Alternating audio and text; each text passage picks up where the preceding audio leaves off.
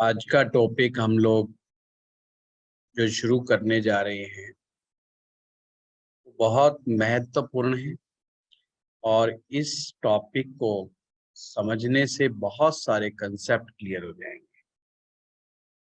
लाल किताब में एक तरीका है किस्मत का ग्रह पता लगाने का। ये टॉपिक हम कर रहे हैं, अगर ये पकड़ना आपको आ गया तो पापा को हम कैसे बहुत बात कर लेंगे। राहत दे सकते हैं किसी भी व्यक्ति को। हम सभी अपने किस्मत के ग्रह को ढूंढते रहते हैं। वैदिक ज्योतिष को पढ़ने के बाद ही कई बार कंफ्यूजन रहता है, किस्मत का ग्रह समझ में नहीं आया। वहां पर हम नवम भाव के स्वामी को भाग्य का स्वामी बोलते हैं, पर उसके अनुसार हमारा लक फैक्टर कई बार काम नहीं कर रहा। तो जिन लोगों ने वैदिक पढ़ा है उनके लिए तो आज का टॉपिक बहुत ही शानदार होने वाला है, क्योंकि बहुत सारे कंसेप्ट्स क्लियर होंगे। कुल मिलाकर के आज हम शुरू कर रहे हैं कि आपकी जन्म पत्रिका में 9 ग्रहों में से कौन सा ऐसा ग्रह है जो आपकी किस्मत का ग्रह होगा। किस्मत का जो ग्रह होगा वो हमें जीवन में धन देता है, नई अपॉर्चुनिटी देता है, और यदि कोई व्यक्ति उससे रिलेटेड व्यापार करता है, उससे रिलेटेड काम करता है, तो उसमें उसको बहुत लाभ होता है। दूसरी बात, अगर उस ग्रह को हम जितना शुद्ध और पवित्र बना करके रखेंगे, किस्मत के ग्रह के साथ किसी प्रकार का कोई खिलवाड़ नहीं करेंगे, हर प्रकार की सेफ्टी और प्रिकॉशंस लेकर के चलेंगे, तो लाइफ में हमें स्मूथनेस हर कार्य में मिले। तो ये है लाल किताब में किस्मत के ग्रह का कंसेप्ट। कभी कभी हमारे जीवन में खराब दशाएं, खराब गोचर बड़ी परेशान पैदा कर देते हैं।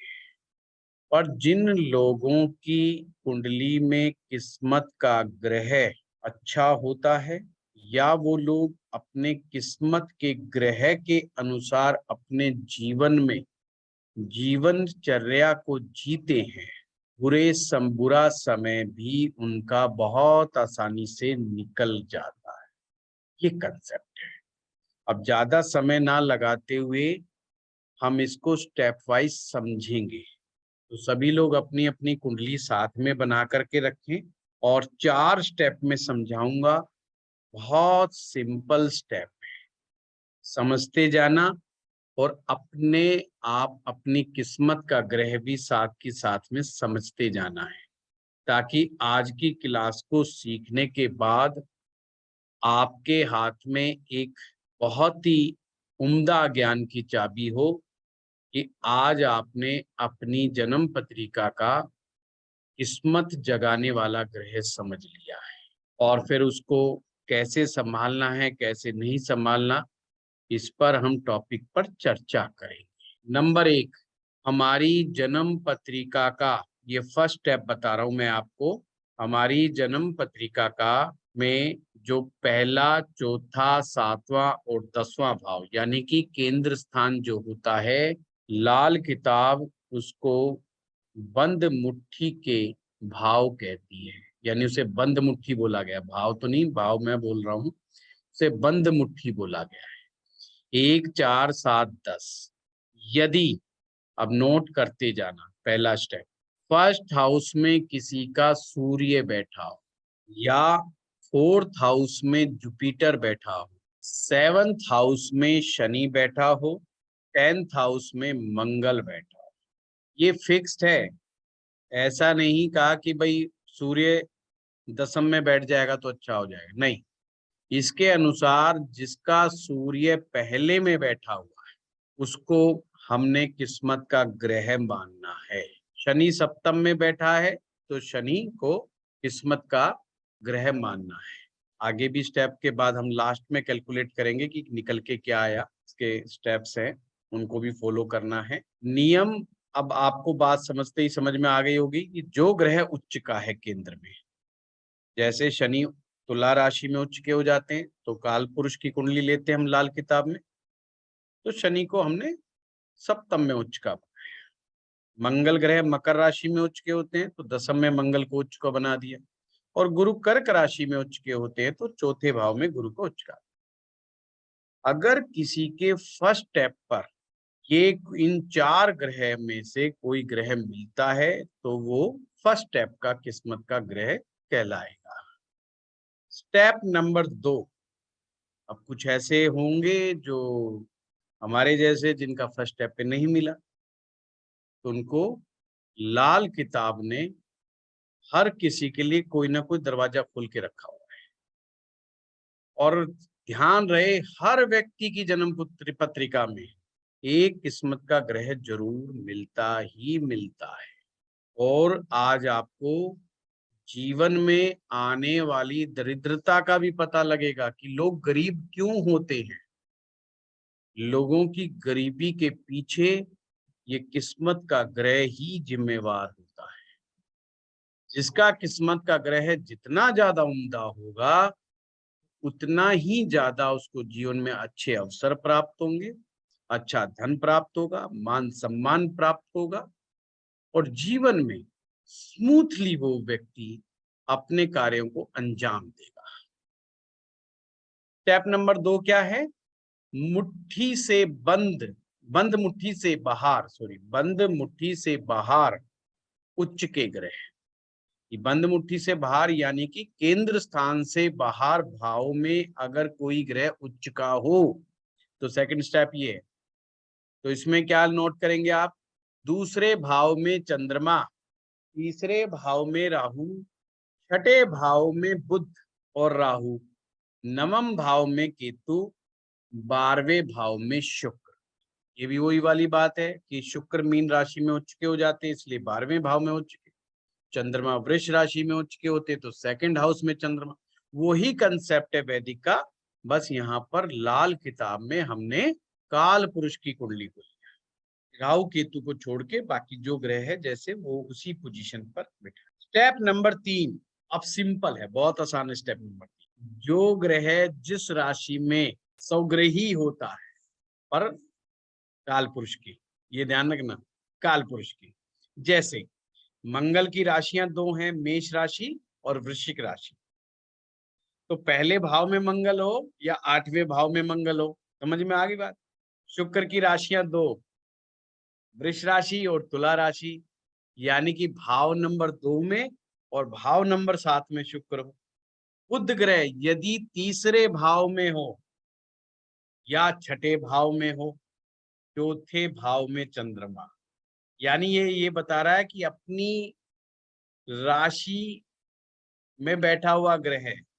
तो यहाँ राशि का कंसेप्ट तो है नहीं लाल किताब में, यानी कि अपने भाव में बैठा हुआ, अपना मालिक, अपने घर का मालिक। जैसे चौथे भाव का मालिक चंद्रमा, तो अगर वो अपने ही घर में बैठा है तो ये किस्मत का ग्रह माना जाएगा। इसी प्रकार से सूर्य पंचम भाव में बैठा हो, यानी वो 5 सिंह राशि का स्वामी है। तो 5वें भाव में बैठा हुआ सूर्य, छठे में बुध, 7वें में शुक्र, 8वें में मंगल, और नवम भाव और 12वें भाव में गुरु, धनु राशि और मीन राशि, 10वां भाव में शनि और 11वें भाव में भी शनि। अब इसमें कोई भी रॉकेट साइंस, सिर्फ एक बार पहले 2 स्टेप में हमने उच्च के ग्रहों को लिया है, बस राशि ना मान करके उन भाव को, जिस भाव में ग्रह उच्च का हो जाएगा वो लिया है। और तीसरे स्टेप में ग्रह का जो मालिक भाव है, यानी अपने अपने भावों के जो स्वामी हैं, तो उनके अंदर हमने उसको लिया है। में कोई भी मैंने नई चीज नहीं कराई है सिवाय राहु केतु को छोड़ करके फर्स्ट सेकंड स्टेप। समझ में आई बात? बहुत सिंपल है। या तो व्यक्ति का पहले स्टेप पर मिल जाएगा किस्मत का ग्रह, अगर पहले स्टेप पे नहीं मिले तो हमने सेकंड स्टेप पर जाना है। अब सेकंड स्टेप पर भी नहीं मिले तो हमें थर्ड स्टेप पे जाना है। अब थर्ड स्टेप पर भी नहीं मिले तो फोर्थ स्टेप उठाना है। और ये ध्यान रखते जाए, जितने स्टेप पीछे चलते जाएंगे हमें लेट मिलेगा, उतना ही मामला गड़बड़ है। चलिए, अगर इन 3 स्टेप पर नहीं मिलता तो चौथे स्टेप पर चलना है। और चौथा स्टेप के का तरीका क्या है? सबसे पहले नवम भाव में किस्मत का ग्रह खोजना है, यानी कि 9th हाउस में कौन सा ग्रह है। अगर 9th हाउस में कोई ग्रह बैठा है तो भाई इससे आगे नहीं बढ़ना। अगर 9th में मिल गया तो तुरंत राउंड लगाओ, वही आपकी किस्मत का ग्रह है। आगे जब ही बढ़ेंगे जब हमें अगर नहीं मिलता तो उससे आगे जाना। अगर नवम में किसी का कोई ग्रह बैठा हुआ है तो चाहे वो कोई सा भी फिर ग्रह बैठा हो, वो ही किस्मत का ग्रह हो जाएगा। पॉइंट समझे कि नहीं समझे? जैसे हमने स्टेप में लिखवाया है कि केतु नवम में बैठा हो किसी का तो किस्मत का ग्रह, या गुरु नवम में बैठा हो तो किस्मत का ग्रह। पर यदि नवम में किसी का बुध बैठा हो तो फिर क्या करेगा? तो मेरा कहने का मतलब है अगर उसे 3 स्टेप तक कोई भी किस्मत का ग्रह नहीं मिलता, चौथे स्टेप पर वो जाता है, देखता है नवम भाव में बुध है तो बुध ही उसका किस्मत का ग्रह हो जाए। फिर वहां वो स्वग्रही और उच्च वाला चक्कर नहीं है किसी का। अगर यहाँ पर भी नहीं मिलता, हाँ मीना जी। नमस्कार गुरुजी। गुरुजी बीच में आपसे पूछ रही हूँ, जैसे अगर वो तीसरे पॉइंट के अंदर हमारे 4 ग्रह स्वग्रही हो जाते हैं, हम किसे मैं किस्मत का? अब हाँ वो मैं बताऊंगा, अभी तो कंसेप्ट मैंने अभी पूरा समझाना है। कईयों के 3-4 मिल जाएंगे, बड़े आराम से मिल जाते हैं। ये बहुत एक नॉर्मल सी सिचुएशन है, उसको कैसे उनमें से छांटना है।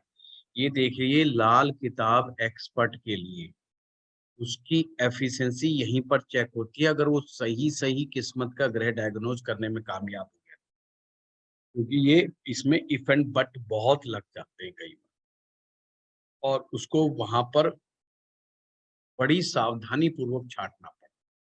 पर जैसे मैं स्टेप बाय स्टेप आराम से बताता जा रहा हूँ वैसे समझते चले जाओ, बिल्कुल 1% दिक्कत नहीं है। नवम भाव में अगर ग्रह नहीं मिलता यानी नवा भाव खाली हो तो जाना है तीसरे भाव में। आप एक कुंडली बना लो, लिख दो नवम से जाओ तीसरे में, है तुरंत पता लग जाएगा। तीर बना दो, 9th में अगर नहीं मिला, पर ये जब ही जाना है जब 9th खाली ना मिले, तो तीसरे में जाना है। जो तीसरे में बैठा मिल जाएगा तो फिर वो किस्मत का ग्रह हो जाएगा।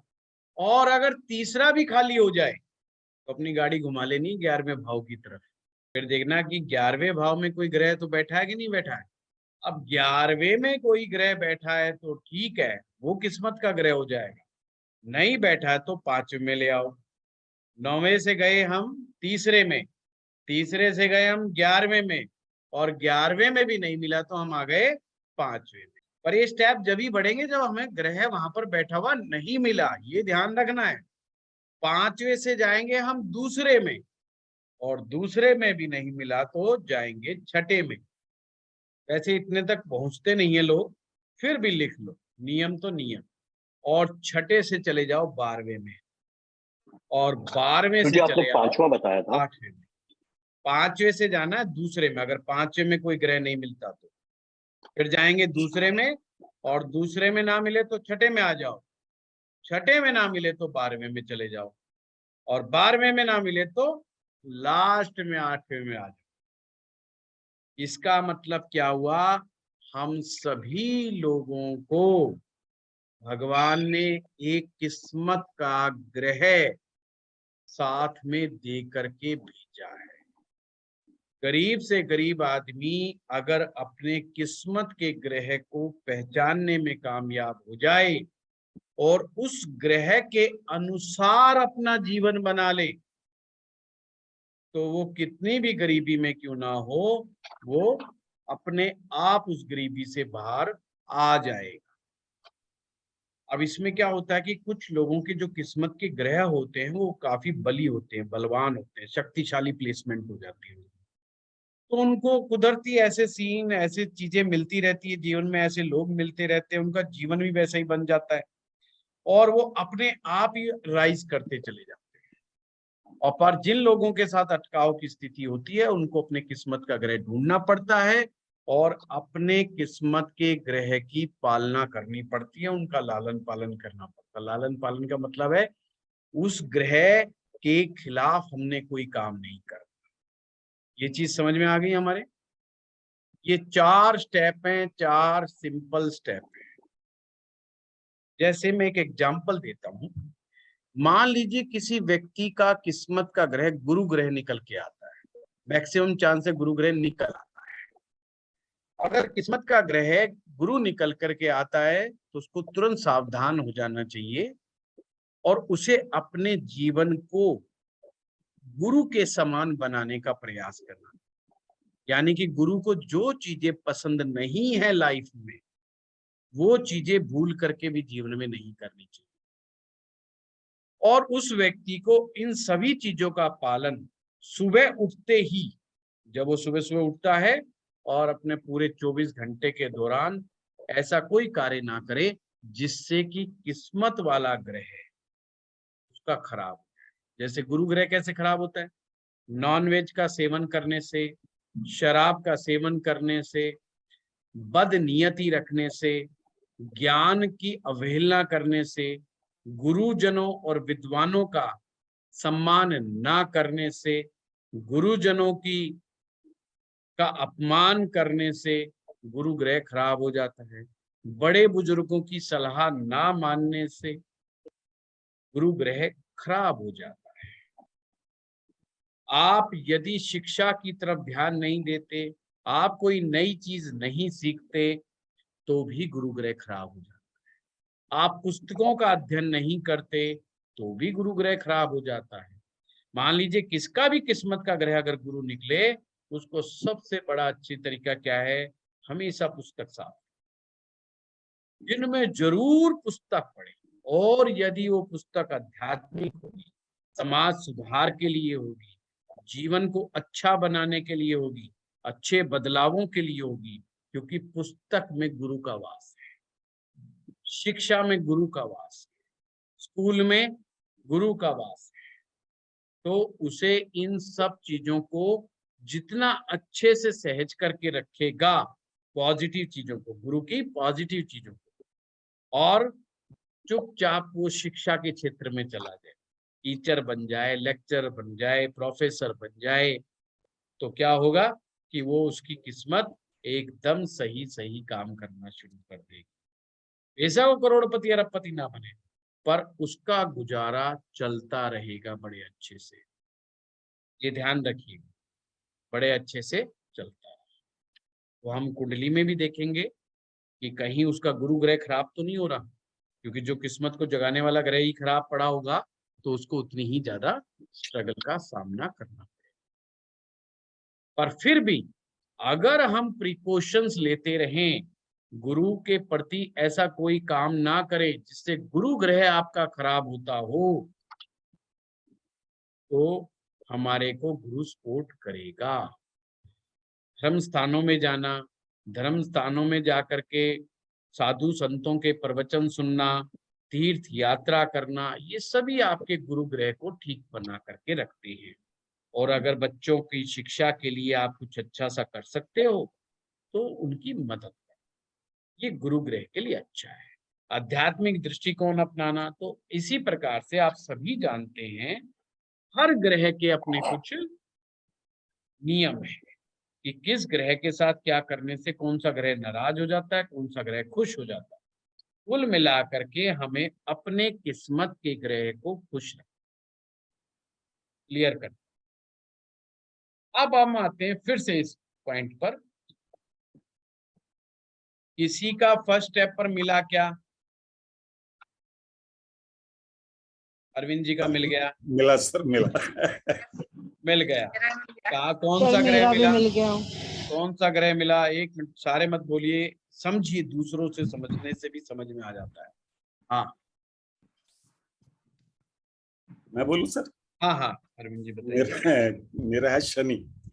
शनि सप्तम में बैठा हुआ है। तो जैसे सर ने कहा कि सप्तम भाव में शनि बैठा है, तो शनि क्या हो गया? हमारा किस्मत का ग्रह हो गया। और अगर ऐसे में मैं मीना जी की बात का जवाब दे रहा हूँ, कुछ लोगों का हो सकता है फर्स्ट स्टेप पर 2 मिल जाएं, ऐसा भी तो हो सकता है किसी का पहले में सूर्य भी बैठा हो और शनि भी साथ में बैठ जाए, तो किस्मत के ग्रह कौन हो गए?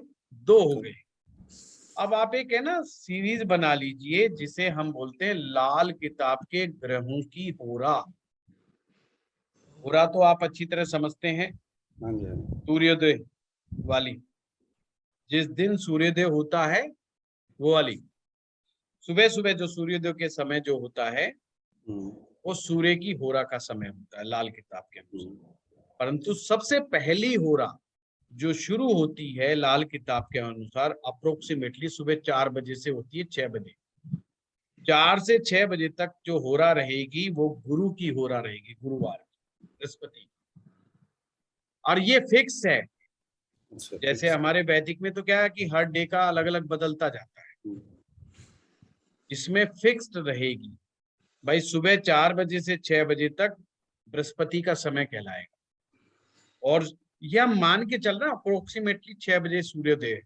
ये अप्रोक्सीमेटली, मतलब इसको पक्का मत लेना, टाइम बदलता रहता है सूर्योदय का। सर्दियों में थोड़ा आगे हो जाता है, गर्मियों में और पहले हो जाता है। मैं फिर भी एक मोटा मोटी समझाने के लिए कर रहा हूँ। ये 6 से 8 सूर्य, तो पहली होरा गुरु की, दूसरी होरा सूर्य की, और फिर होरा आएगी चंद्रमा। 2-2 घंटे आगे करते जाना। ये उपाय करते समय बड़ी काम आएगी ये होरा, इसलिए मैंने लिखवा रहा। सूर्य के बाद चंद्रमा, चंद्रमा के बाद मंगल, और मंगल के बाद शुक्र की होरा हो जाएगी। शुक्र के बाद बुध की होरा हो जाएगी, और बुध के बाद राहु की होरा, राहु ग्रह की होरा। बुध के बाद राहु की होरा, और राहु के बाद शनि की होरा, शनि के बाद केतु की होरा। इस तरीके से ये होराएं चलती है, और ये फिक्स्ड है। उस बीच में कोई उपाय नहीं होगा जब होरा नहीं। अब हमें समझने वाली बात क्या है। अब जैसे एक व्यक्ति है जिसकी कुंडली में 2 ग्रह मिल गए किस्मत के, सूर्य भी मिल गया और शनि भी मिल गया, तो आपने देखना है इस सीरीज में सूर्य पहले आता है कि शनि पहले आता है। तो आप क्या देखते हो, सूर्य पहले आता है, क्योंकि सबसे पहले बृहस्पति, नंबर 2 पर सूर्य। अब जिनका 1 है उनको तो टेंशन ही नहीं है, उनका तो किसी से मुकाबला ही नहीं, किसी दूसरे ग्रह से मुकाबला है ही नहीं, 2 में से कोई एक छाटना ही नहीं है। यहां तक पॉइंट समझ में आया? हाँ जी, हाँ जी। जिनका 1 है उनका क्रिस्टल क्लियर मामला है, उनको टेंशन लेने की जरूरत नहीं है। इसी प्रकार से सेकंड स्टेप पर तो चांस यही है कि 1 ही मिलेगा। थर्ड स्टेप पर आएगा समस्या, क्योंकि वहां पर स्वग्रही ग्रह है, स्वग्रही मिलने के चांस ज्यादा है। किसी के 2 मिल जाएंगे, किसी के 3 मिल जाएंगे, तो वहां पर भी निर्णय ऐसे ही होगा। निर्णय ऐसे ही होगा कि किस ग्रह की होरा ज्यादा, मतलब सबसे पहले आ रही है। जैसे मान लीजिए किसी व्यक्ति की जन्म पत्रिका में 9वें भाव में गुरु बैठ जाए, क्योंकि स्वग्रही हो गया, और दूसरे भाव में शुक्र बैठ जाए, और 5वें भाव में सूर्य बैठ जाए, तो वो व्यक्ति क्या कहेगा, उसको किस्मत के 3 ग्रह मिल गए, शुक्र भी मिल गया, सूर्य भी मिल गया, और गुरु भी मिल गया। पर उसको निकालना तो एक ही ग्रह है, तो एक ग्रह कैसे निकालेगा? इसमें देखो, बृहस्पति पहले है कि सूर्य पहले है कि शुक्र पहले है? तो सबसे पहले गुरु आएगा, तो गुरु यहाँ पर जीत जाएगा, और 3 में से गुरु ग्रह किस्मत का ग्रह मिल जाए, बन जाएगा। और अगर गुरु नहीं है तो फिर ये देखो कि सूर्य पहले है कि शुक्र पहले है, तो कहेंगे सूर्य पहले, तो सूर्य किस्मत का ग्रह बन जाएगा। अब चलो, ये भी नहीं है, हम कहते हैं कि दूसरे भाव में शुक्र बैठा है और शनि 10वें भाव में बैठा है, तो कौन बनेगा किस्मत का ग्रह? शुक्र बनेगा, शनि बनेगा? शुक्र बनेगा। शुक्र। सिंपल। तो इस सीरीज के अनुसार आपने ये चाटना, जो नंबर 1 पोजीशन पे आएगा, नंबर 1, नंबर 2, जो सबसे पहले आएगा वो किस्मत का ग्रह माना जाएगा। यहां तक का स्टेप वो है जो पुस्तक में लिखवाया गया है, पुस्तकों में लिखा गया है, परंतु कंफ्यूजन ज्यादा है। मैं आपको सच बताऊं, इसमें कई तरह की तकलीफें हैं। अब हम एक बात और मैं भूल गया, जो पुस्तक में लिखा गया है कि जन्मदिन, जैसे किसी का रविवार का जन्म हो, संडे का, जैसे मेरा रविवार का जन्म है, और सूर्य की होरा में ही जन्म हो जाए, ये बात नहीं है। वैसे सूर्य की होरा क्या मतलब, सुबह 6 बजे से 8 बजे के बीच में अगर बर्थ टाइम हो तो ऑटोमेटिक सूर्य ग्रह हमारा किस्मत का ग्रह हो, पर वार भी वही होना चाहिए और उसी होरा में जन्म होना चाहिए, तो वो भी किस्मत का ग्रह बन जाता है। सर प्लीज वापस बताइए ना, सॉरी। वार और वार की होरा मतलब ग्रह की होरा अगर एक ही हो तो वह ग्रह भी किस्मत का ग्रह बनता है, पर ये चांस बहुत कम होता है, इसलिए इसके चांस कम है। गुरुजी राहु केतु के लिए कौन सा वार लेंगे? लेना ही नहीं है, उसकी कोई होरा नहीं। राहु केतु की होरा है, पर उसके वार के लिए विद्वानों के मतभेद है। बार नहीं। जैसे राहु के लिए बुध ले लेते हैं, केतु के लिए शनि ले लेते हैं, कुछ लोग संडे को ले लेते हैं, वो अलग अलग मत है। उनका बार है ही नहीं। हाँ, उनका कोई ऐसा फिक्स वार नहीं है। अब मेरा अनुभव क्या कहता है, क्योंकि ये किस्मत लाल किताब में किस्मत के ग्रह को लेकर के मेरे ख्याल से मैं जितना कंफ्यूज रहा शायद कोई और नहीं रहा हो। जैसे किसी व्यक्ति का सेकंड स्टेप पे ही किस्मत का ग्रह मिल गया, बन गया। जैसे सेकंड स्टेप पे अगर किसी का राहु तीसरे घर में हो तो किस्मत का ग्रह बन जाएगा। और थर्ड स्टेप पर जाते हैं, नियम तो है कि थर्ड पे जाना ही नहीं है, पर किस्मत के ग्रह की कुछ पहचान भी बताई गई है। जो किस्मत का ग्रह जब स्ट्रॉन्ग होता है तो अपने अच्छे इवेंट्स को दिखाता है, अच्छे इवेंट्स को दिखाता है लाइफ के अंदर। तो मेरा अनुभव कहता है आपका जो भी ग्रह किस्मत का ग्रह बने, उससे रिलेटेड इवेंट्स, रिलेटिव और सिचुएशन को देखिए, क्या वो आपको के लिए मददगार साबित होते हैं। ये लक्षण मिलाना बहुत जरूरी है। अगर नहीं है तो कहीं ना कहीं हमसे कोई चूक हो रही है, गलती हो रही है। फिर मेरा ये मानना है कि नेक्स्ट स्टेप के ऊपर जो किस्मत का ग्रह मिलता है उसका, उस ग्रह को भी देखिए, क्या आपकी लाइफ का संबंध उस ग्रह से कितना गहरा है, और आप जब उस ग्रह के अनुसार कार्य करते हैं तो आपको कितना प्रॉफिट बनता है, नहीं बनता है, मिलता है या नहीं मिलता है। जैसे मैं अपना ही एग्जाम्पल बता रहा हूं कि मेरा किस्मत का ग्रह सेकंड स्टेप पर राहु है, और जब हम थर्ड स्टेप पर जाते हैं तो गुरु है। अब गुरु की क्या निशानियां होनी चाहिए, पहली बात हम उस पर भी गौर करेंगे, क्योंकि अगर किस्मत का ग्रह आपके लिए वर्क करेगा तो अपने सिम्टम्स जरूर देगा। तो गुरु की क्या आदत, क्या नियम है गुरु का, 16 साल पूरे होते ही, क्योंकि 16वां साल गुरु का साल होता है, 16वें साल के बाद से ही उसके अंदर शिक्षा को लेकर के, अध्यात्म को लेकर के वैचारिक क्रांति होती है। कुल मिलाकर के गुरु की कारक चीजों का प्रभाव अगर उसके जीवन में बढ़ रहा है तो मेरा अपना मानना है कि उसे उस ग्रह को बड़ा संभाल के रखना चाहिए। बेशक लाल किताब में ऐसा नहीं लिखा, पर मैं अपना एक्स्ट्रा एड ऑन कर रहा हूं। ये नहीं कि भाई अगर मेरा राहु है तो मैं सिर्फ राहु को ही किस्मत जगाने वाला ग्रह मानूं और मैं गुरु ग्रह की परवाह ना करूं। मेरे हरे कहने का कृष्ण। मतलब है मेरी लाइफ में गुरु ग्रह का सबसे ज्यादा इफेक्ट देखने को मिला। जैसे किसी भी प्रकार के खान पीन से रिलेटेड मुझ में कभी भी कोई गलत आदत नहीं डेवलप हुई। ऐसा नहीं कि कोई आदत डेवलप हुई और मैंने छोड़ी, आदत ही नहीं डेवलप हुई किसी भी प्रकार की। 17 साल की आयु में मात्र मुझे जो है गुरु दीक्षा मिल गई।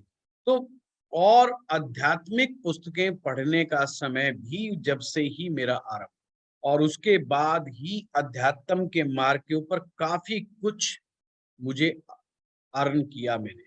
और जैसे ही दूसरा चक्कर बृहस्पति का चलेगा 32वें वर्ष में, नेट 32 की एज में मुझे मेरा किस्मत चमकाने वाला मुझे प्रोजेक्ट मिला।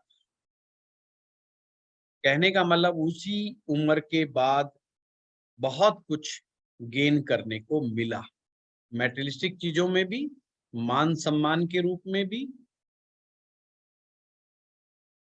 तो गुरु ग्रह ने बहुत सपोर्ट किया मुझे। और जैसा कि आप सभी लोग जानते हैं, मैं शिक्षा से जुड़ा रहा हूँ, पढ़ाने में बहुत बिलीव करता हूँ, इतने लंबे समय तक मैं पढ़ा रहा हूँ, तो ये सब गुरु का ही करा और यही किस्मत को जगाने का काम कर रहा है। किस्मत को जगाने का मतलब मैं फिर से यही बात कहूंगा, करोड़ों अरबोपति का मतलब नहीं होता। इसका सिंपल मीनिंग है कि आपको कभी भी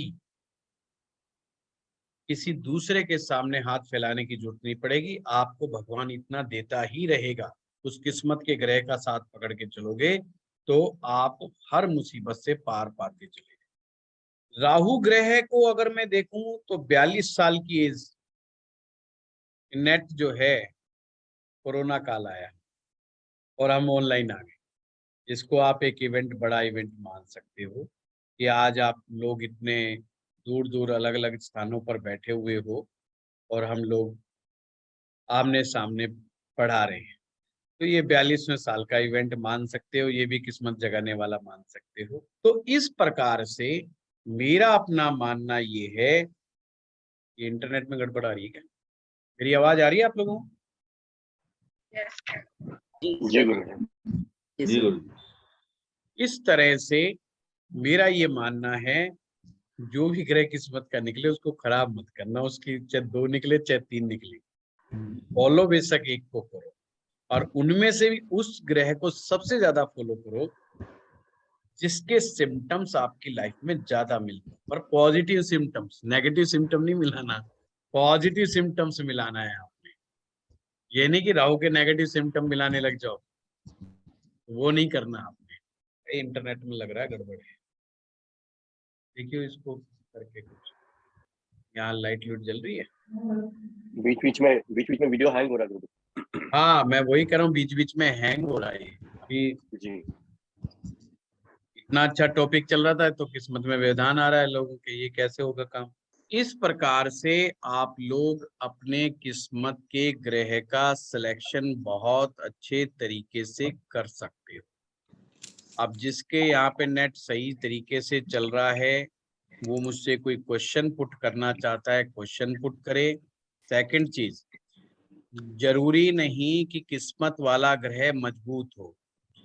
जो किस्मत वाला ग्रह अगर मजबूत नहीं है तो उपायों के द्वारा उसे मजबूत करना है, उसकी रेमेडी से हमें उसको ठीक करना है।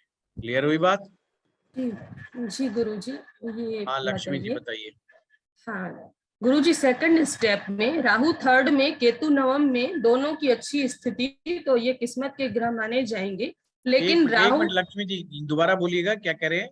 सेकंड स्टेप में, हाँ। स्टेप में राहु थर्ड में, केतु नवम में। ठीक है, ठीक है, दोनों की पोजीशन अच्छी है, तो हम लोग राहु को लेंगे क्योंकि होरा में राहु का आ रहा है। बिल्कुल। तो इसका वार तो है नहीं क्योंकि अभी आशुतोष। सुनिश्चित नहीं है वार। तो राहु के पॉजिटिव सिम्टम्स क्या हैं और क्या राहु 42 साल बाद किस्मत देगा?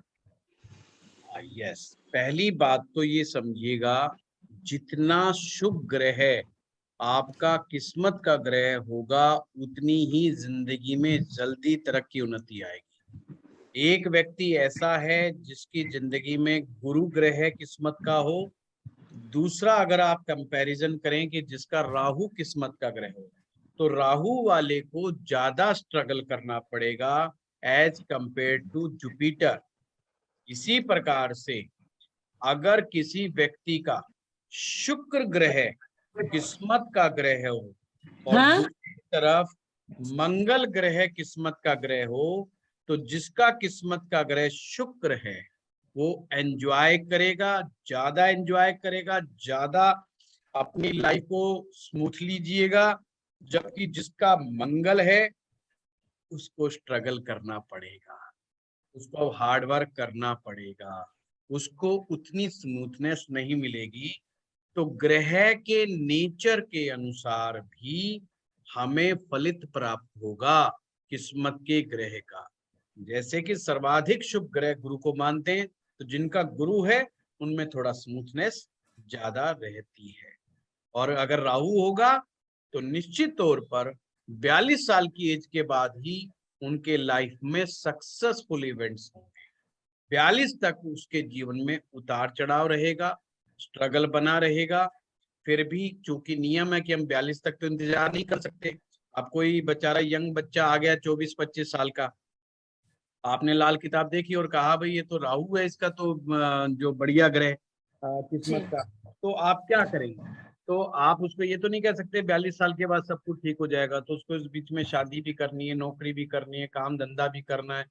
तो आप उसको क्या करेंगे कि राहु के बारे में समझाएंगे कि राहु करता क्या है, और राहु के पॉजिटिव साइड में रहना। राहु की सबसे पॉजिटिव साइड क्या है? टू मेकिंग प्लानिंग, हर चीज प्लानिंग के साथ करनी है। उसको कहना है कि हड़बड़ाहट में कोई काम नहीं करना है, बिना प्लानिंग के कोई काम नहीं करना है। प्लानिंग बनवा बनवा करके काम करना, हमेशा टारगेट बना बना के काम करना है। तो आप देखेंगे वो बच्चा को थोड़ा स्मूथनेस ज्यादा आ जाएगी। अगर वो किस्मत के इस राहु ग्रह को नहीं समझेगा तो दिक्कत आ जाएगी। उसे बताना है कि आपको माँ भगवती का, माँ दुर्गा की पाठ पूजा ज्यादा करनी है, माँ का ज्यादा ध्यान करना है, छोटी कन्याओं का पूजन करना है, छोटी कन्याओं को हलवा खिलाना है, गुरुद्वारे में जाते हैं तो वहां पर भी मत्था टिकाना है आपने। तो पर नारियल जल प्रवाह नहीं करने, जो जल प्रवाह नहीं करना है। यानी कि जो ग्रह किस्मत का ग्रह है उसकी चीजों को जल प्रवाह नहीं करेंगे। और अगर वो ग्रह गुरु है तो गुरु की चीजों का दान भी नहीं करेंगे, जल प्रवाह भी नहीं करना, दान भी नहीं करना। तो उससे रिलेटेड चीजों को अपने साथ बना के रखना है। रिलेटेड चीजों का मतलब उससे रिलेटेड पॉजिटिव चीजों को हमने अपने साथ बना के रखना है। जैसे राहु का जो चीज पॉजिटिव चीज होती है, हाथी, चांदी का बना हुआ ठोस हाथी। तो ऐसा आदमी अगर चांदी का हाथी अपने पास रखता है, ठोस चांदी का, खोखला नहीं होना चाहिए अंदर से, तो उसके लिए वो शुभ, वो ज्यादा बेटर काम करेगा। गुरुजी चांदी का हाँ जी, हाथी रखने पे कुछ लोग अलग अलग तरह की बात करते हैं कि उनकी सूंड ऊपर होनी चाहिए या नीचे, या इसके भी कुछ लक्षण हैं? हाँ वो भी चीजें हैं। जैसे मैंने कहा था कि पूंछ ऊपर नहीं होनी चाहिए, सूंड का तो देखा जाएगा, है ना। सूंड नहीं, पूंछ का इफेक्ट ज्यादा रखे। सूंड जो है अगर ऊपर भी होती है तो कोई बहुत बड़ी दिक्कत वाली बात। फिर भी अगर सिंपल हाथी, मेरा ये मानना है, जिसकी सूंड नीचे हो, पूंछ भी नीचे हो, वो बेटर है, वो शांत माना जाता है, शांत राहु। दो रख ले। गुरुजी एक चीज और कि वो कि आप ही ने बताया कि जिनके राहु में कोई दिक्कत हो तो उनको पर धर्म यानी कि मोमडन धर्म में या मस्जिद वगैरह में नहीं जाना चाहिए। तो क्या इसमें ये साईं बिल्कुल, बाबा जी का भी मंदिर काउंट करेंगे? जिनका राहु अच्छा हो उनको मस्जिदों में, उनको कब्रगाहों पर, इन जगहों पर पीर फकीर, पीरों के पास, इनके पास नहीं जाना चाहिए। जिनके राहु खराब होते हैं, ये राहु खराब होने की निशानियां हैं। जिनका भी राहु किस्मत का ग्रह हो तो उसको तो बिल्कुल ही इन चीजों से दूर रहना चाहिए। मैंने जैसे कि आपको जब राहु कराया था तो मैंने क्या कहा था कि ये भूत प्रेतों का ग्रह भी माना जाता है, और अगर आप भूत प्रेतों की तरफ जाएंगे और मुर्दों की तरफ जाएंगे तो दिक्कत आएगी। ज्यादा बेटर है, मैंने क्या बताया कि ग्रह की पॉजिटिव चीजों की तरफ जाना है, नेगेटिव चीजों में नहीं जाना हमने। जैसे राहु की तो चीजें, नशे की चीजें भी होती है, पर हमने वो चीज नहीं लेना कि भाई हमारी किस्मत का ग्रह ये है तो हम भांग पिएंगे। वो काम नहीं करना। तो हमने पॉजिटिव एस्पेक्ट को देखना है जिससे पॉजिटिविटी बढ़े। हमने गुरु के अगर ग्रह हमारा किस्मत का ग्रह है तो गुरु की अच्छी बात के ऊपर जाना, अच्छी चीज पे जाना है, गुरु की नेगेटिव बात पे नहीं जाना। हमने इस पॉइंट को नोट नहीं करना है कि गुरु तो वही अच्छा जिसमें अहंकार बहुत होता है, जो घमंडी टाइप का होता है। तो हमने उस पॉइंट को नोट नहीं करना। हमने अपने किस्मत के ग्रह को अच्छा बनाना है तो हमने ये देखना है वो गुरु अच्छा जो सॉफ्ट नेचर्ड हो, जो इगोइस्टिक ना हो और जो लोगों की भलाई करने में विश्वास रखता हो और अपनी शिक्षाओं के द्वारा दूसरे के जीवन को परिवर्तित करने की क्षमता रखता हो। तो हमने वो क्षमताएं डेवलप करनी है अपने अंदर, बजाय कि वो कि आप दुर्वासा ऋषि को फॉलो करने लग जाएं कि वो क्रोध में लात मार दी थी, श्राप दे दिया था, ये कर दिया था, वो सब चीजों में नहीं जाए। हर ग्रह की पॉजिटिव चीजें भी हैं, हर ग्रह की नेगेटिव चीजें भी हैं। जैसे गुरु की पॉजिटिव चीज क्या है? हल्दी। हल्दी और अगर आपकी जेब में पैसा है तो केसर, इसकी पॉजिटिव चीज है। तो आप केसर का सेवन अपने भोजन में बढ़ा देंगे तो अच्छा रहेगा, हल्दी का सेवन बढ़ा देंगे तो अच्छा रहेगा। अब इसके विपरीत अगर आपका जो गुरु का नेगेटिव चीज क्या है? Non veg. अगर हम नॉन वेज की तरफ जाएंगे तो वो गुरु को खराब करने का काम करते हैं। कभी कभी कुछ लोगों के किस्मत का ग्रह जिनका गुरु ग्रह बनता है वो नॉन वेज खा करके, ड्रिंक पी करके जो है अपने ग्रह को कबाड़ा कर लेते हैं, जिससे क्या होता है उनको गुरु की तरह रिस्पेक्ट नहीं मिल पाता और उनके जीवन में स्मूथनेस नहीं आ पाती और वो हार्ड वर्क करके पैसा तो कमाएंगे पर हार्ड वर्क करना पड़ेगा। उनको इतने अच्छे अवसर नहीं मिलेंगे, उतनी अच्छी अपॉर्चुनिटीज नहीं मिलेंगी। जैसे किसी का चौथे भाव में गुरु बैठा हुआ है तो उच्च का हो गए, भूल करके भी नॉन वेज, अंडा, मांस, मदिरा इन चक्रों में नहीं पड़ना चाहिए। किसी तरह का टोबैको का सेवन नहीं करना चाहिए, किसी भी तरीके का जर्दे का सेवन नहीं करना चाहिए। उसको बिल्कुल अपने जीवन को शुद्ध और सात्विक, जितना नेचुरल शुद्ध सात्विक वो अपने जीवन को बना करके रखेंगे उतना ही ज्यादा गुरु उनके लिए पॉजिटिवली वर्क करेगा और वो देखेंगे कि उनका मान सम्मान दिन दुगनी रात चौगुनी बढ़ रहा है केवल उस बात को फॉलो करने मात्र। आपको बड़े बड़े उपाय करने की जरूरत नहीं है उसकी, वो तो किस्मत का ग्रह, पहले से ही किस्मत का ग्रह। बस ध्यान ये रखना है कि हमने उस ग्रह को खराब नहीं होने देना है। पूरी तरह डिस्कनेक्ट हो गया। डिस्कनेक्ट हो गया। हम नंबर कितने दें? एक नंबर पर कौन रखें, दो पर कौन रखें? एक तो लाल किताब बद्ध ग्रह नहीं मानती। किसी का किस्मत का ग्रह ही बाधक ग्रह हो उधर तो क्या करेगा? स्ट्रॉन्ग। ये बड़ी समस्या। मैंने क्या देखा, ज्यादातर ज्योतिषी लोग जो है ना लाल किताब के ही उपाय देते हैं, वो बताते नहीं है। ऐसे डराइए मत। है नहीं, बड़ी जरूरी है जी। अगर आपने इसका क्रिटिकल एनालिटिकल स्टडी करनी है, कंपैरेटिव स्टडी करनी है तो ये जानना पड़ेगा। अब लाल किताब और वैदिक, ठीक है, 90-95% कॉन्सेप्ट्स कहीं ना कहीं आपस में कनेक्टेड है, बट फिर भी प्रिंसिपली स्पीकिंग ये लाल किताब वैदिक के कई सूत्र मानती है, कई सिद्धांत मानती है। सर आ गए। दोनों अलग है। जी जी, और कौन पूछ रहा था? मैं पूछ रहा था सर। हाँ अरविंद जी बताएं। मैं ये कहना चाहता था कि आपने एक हमारी दुविधा और भी दूर कर दें। लाल किताब जैसे वैदिक ज्योतिष के कई चीजों को नहीं मानती है। वैदिक आप यानी कि व्यक्तिगत रूप से वैदिक ज्योतिष में और लाल किताब में प्रेफर किससे करेंगे? नंबर क्या देंगे? क्रम क्या रखेंगे 1-2 पर? अरविंद जी, नंबर एक बात तो क्योंकि मैं वैदिक का भी टीचर हूँ और लाल किताब भी पढ़ाता हूँ, तो बहुत ईमानदारी से आपको बताऊंगा दोनों में ही कोई बहुत बड़ी असमानता नहीं है। अगर हम डेप्थफुली ईमानदारी से अगर पढ़ते हैं तो उतनी ही मेहनत लाल किताब में करनी पड़ती है। मेहनत तो ठीक है सर, और अगर डिविजनल चार्ट्स उधर से छूट रहे हैं तो इधर से कुछ नए कंसेप्ट लाल किताब में होते हैं। जैसे अभी मैं मसनूई ग्रह कराऊंगा, जिसे मनसूई ग्रह भी कहते हैं, वो ग्रह आपको बिल्कुल उतना ही रस निकाल देंगे जितना डिविजनल चार्ट्स में निकला था।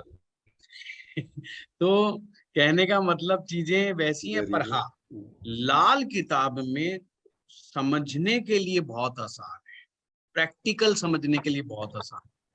वैदिक में प्रैक्टिकल हमें बहुत लेट समझ में आता है, मतलब इसमें ये 5 साल भी ले सकता है, वैदिक 10 साल भी ले सकता है, 5 से 10 साल लगा देता है जब आदमी को समझ में आता है अच्छा इस ग्रह का मतलब ये होगा। जबकि लाल किताब में वो चीज आपकी 6 महीने से 1 साल के भीतर भीतर आ जाती है, हर हालत में डेवलप हो जाती है। दूसरा, लाल किताब जड़ों से जोड़ता हुआ चलता है, पहले दिन से ही जड़ों के साथ जोड़ता हुआ चलता है, और हमें पहले दिन से ही रेमेडी की भी बात समझाता हुआ चलता है, जो कि वैदिक में बहुत लंबे समय के बाद रेमेडीज का नंबर आता है। थोड़ा ये बेसिक अंतर। पर जहां तक बात है कंसेप्ट्स की, कंसेप्ट मुझे लगता है लगभग एक जैसा वही कंसेप्ट है, सिर्फ चीजों को देखने का तरीका भर बदला है। जैसे आज ग्रामर सिंपल है सर, इसकी ग्रामर सिंपल है, इसीलिए ना थोड़े से मतलब कम बुद्धि के आदमी को समझ आ जाएगा। नहीं, उसे लगता है कि जल्दी समझ में आ रहा है। नहीं, ऐसी बात है ही नहीं। ये तो उसे लगता है कि बहुत जल्दी समझ में आ जाता है, और कोई अगर थोड़ा सा भी समझदार आदमी है तो बहुत जल्दी कैच कर लेता है इसके कैच कर लेता है।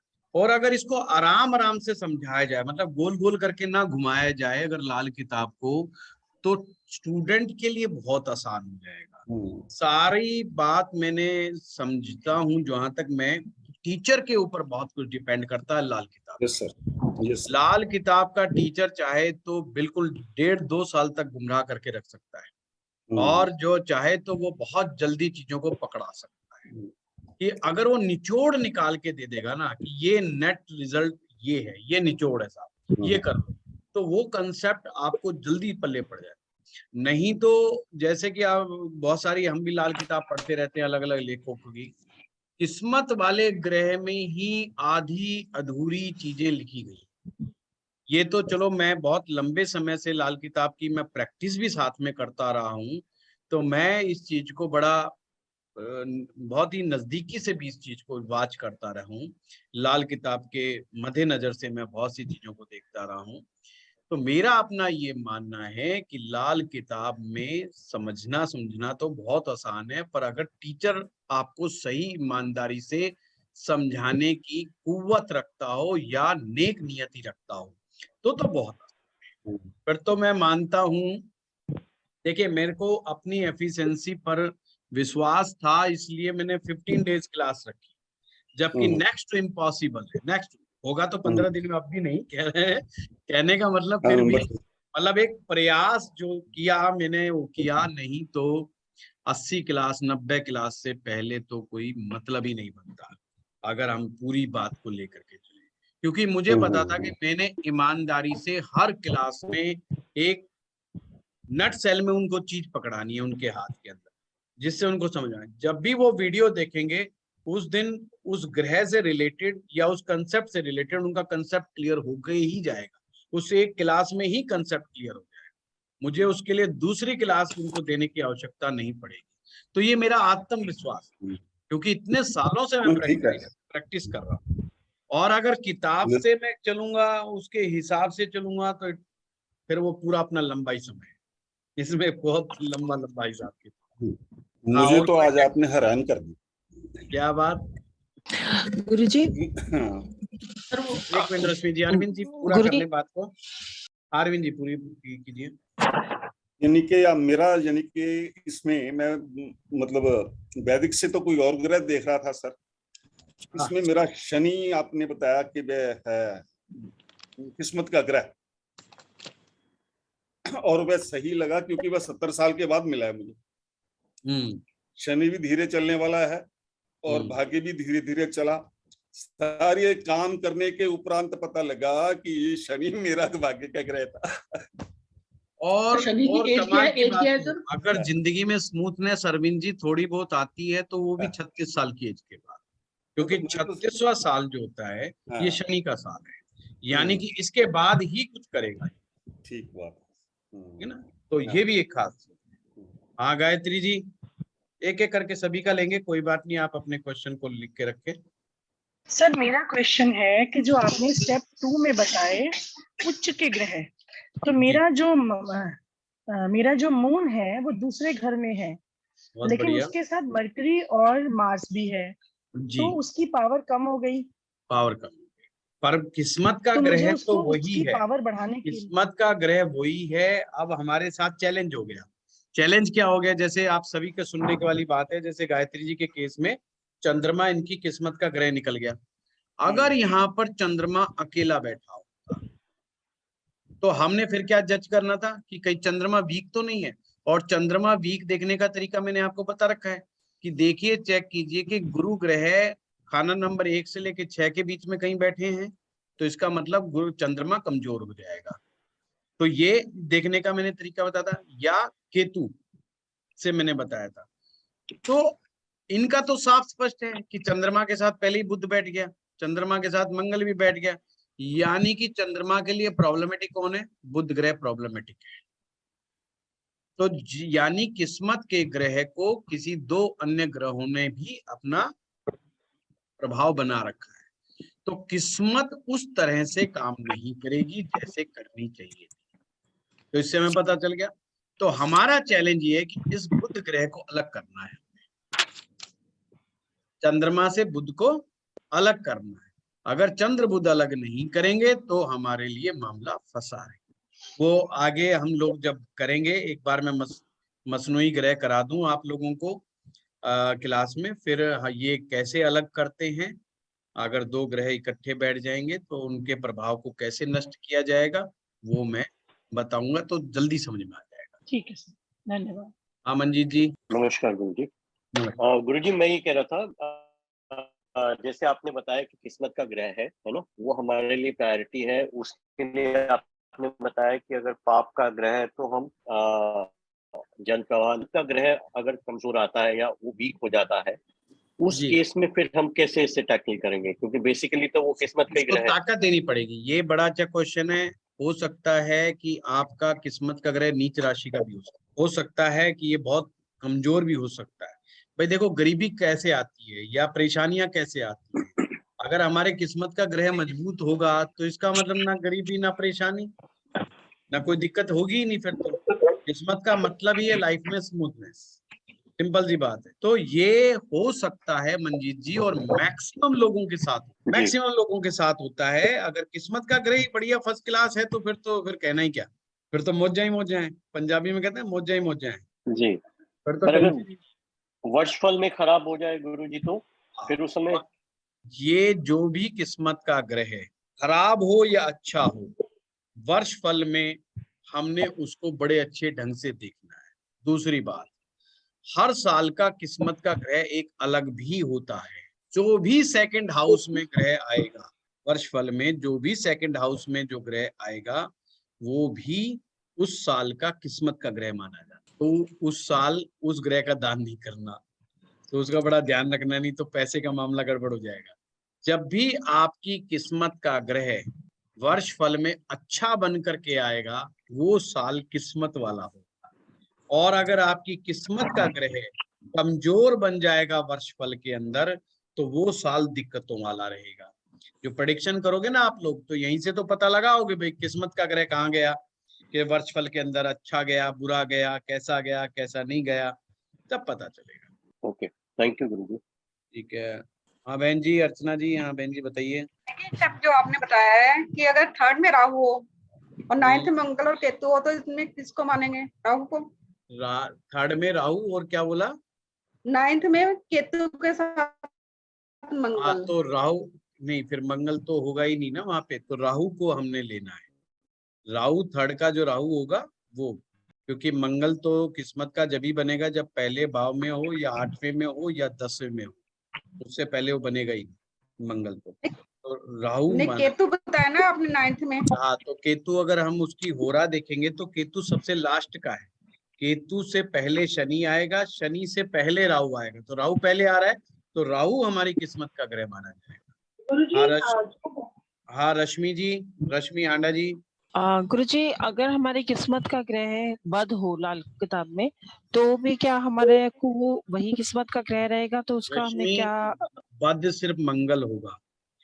बद मंगल को देखना बहुत जरूरी है, ये सभी ध्यान रखें। जब भी आप लाल किताब कुंडली देखते हैं तो सबसे पहले मंगल बद को चेक करें। मंगल बद सबसे ज्यादा काम को बिगाड़ने वाला। जिनको याद नहीं है वो मंगल ग्रह का वीडियो देखें, फटाफट मैं बता देता हूँ मंगल बद कैसे होता है। यदि मंगल अष्टम भाव में हो, मंगल केतु एक साथ अष्टम भाव में हो, बुध ग्रह तीसरे भाव में, यदि किसी व्यक्ति का बुध तीसरे भाव में है तो भी मंगल बद माना जाएगा। बुध फर्स्ट हाउस में या अष्टम भाव में है तो भी मंगल बद हो जाता है। सूर्य और शनि अगर एक साथ हो तो भी मंगल बद हो जाता है। शुक्र नवम भाव में हो तो भी मंगल बद हो जाता है। चंद्रमा 12वें में हो तो भी मंगल बद हो जाता है। राहु ग्रह 5वें में हो या राहु ग्रह 9वें में हो तो भी मंगल बद हो जाता है। और मंगल बद होते ही आपने उस इंसान के सिम्टम्स मिलाने हैं। मंगल बद वाला व्यक्ति के साथ जीवन में लड़ाई झगड़े बहुत होते हैं, बिना मतलब के व्यर्थ के वार्तालाप बहुत होते हैं, उनको गुस्सा बहुत आएगा, ब्लड प्रेशर उसको अर्ली एज के अंदर होने के चांस बन जाएंगे, कोई ना कोई शरीर में तकलीफ बनी ही रहेगी, कोई ना कोई शारीरिक व्याधियां परेशान करती ही रहेंगी, खुश नहीं रह पाएगा अपने जीवन, दूसरों को भी दुखी करेगा, खुद भी दुखी रहेगा, किसी ना और कोई ना कोई कड़वी बात कहने का प्रयास करता रहेगा दूसरों से, जिसके कारण उसके खुद के रिलेशन बहुत अच्छे नहीं बनेंगे। मंगल बद का इलाज पहले करना जरूरी है बजाय किस्मत के ग्रह के, तो ये चीज ध्यान रखिएगा।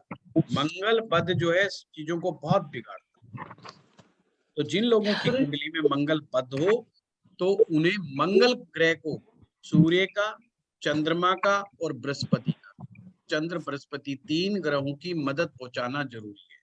अब देखिए जिनकी कुंडली में सूर्य और बुध एक साथ हैं उनका तो मंगल नेक माना जाएगा, यानी मंगल बद दिखाई भी दे तो भी उसने वो नेक मानना है। परंतु अगर हम सूर्य बुध साथ नहीं है तो और मंगल बद है, लक्षण मैच कर रहे हैं, तो पहले मंगल बद का उपाय करें, नहीं तो वो सारा गुड़ गोबर कर देगा।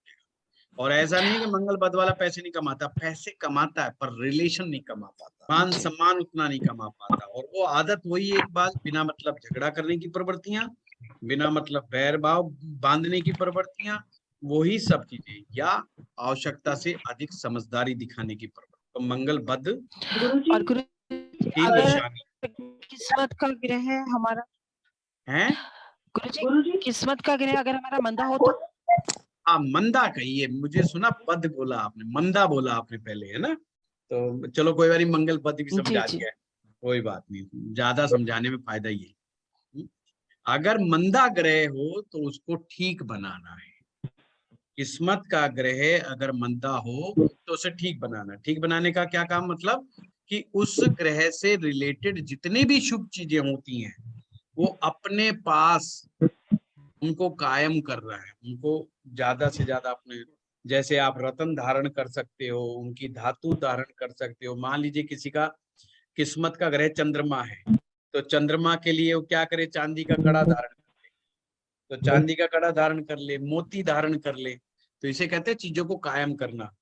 जैसे हमने उपाय बताया था, अपनी माँ से चांदी की डिब्बी में चावल भर कर ले ले, अपने घर में चावल कायम कर ले, चांदी अपने पास रखे, चांदी का चकोर टुकड़ा अपने पास रखे, ये सब उस ग्रह को ताकत देने के लिए।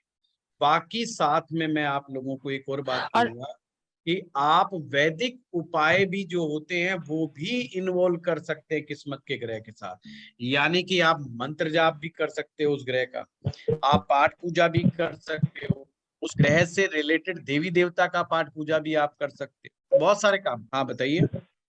और अगर गुरु ग्रह है, किस्मत का ग्रह है और मन है, तो हमें गुरु से रिलेटेड दान करना चाहिए।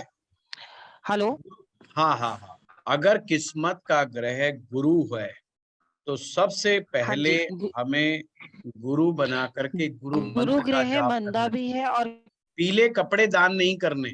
ओके गुरुजी। जी गुरुजी सुन रहे हैं। सुन रहे हैं? आवाज आ रही है आप लोगों को? जी गुरुजी। चलो, लगता है आज इंटरनेट कुछ ज्यादा ही गड़बड़ है, तो हम आज यहीं तक करते हैं। कल रखेंगे क्लास शाम को 7:30 बजे। शाम को क्लास रखेंगे तो उसके अंदर हम डिटेलिंग करेंगे। हाँ जी गुरुजी। है ना, अभी मुझे लग रहा है कि मामला गड़बड़ है, किस्मत का ग्रह दाएं बाएं चल रहा है। चलिए व्हाट्सएप पर मिलते हैं। Thank you.